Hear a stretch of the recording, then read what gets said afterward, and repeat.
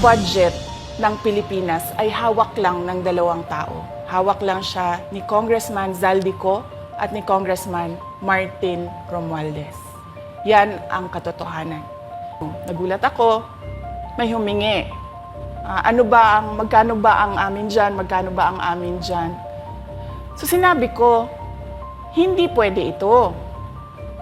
Kasi ang mangyayari nito, hindi magagawa ng Department of Education ang trabaho namin na mag-construct ng classroom ayon sa classroom backlog at sa prioritization.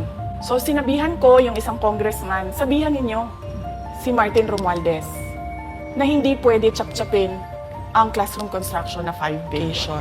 Yung 10 billion na yon hindi kontrolado ng Department of Education.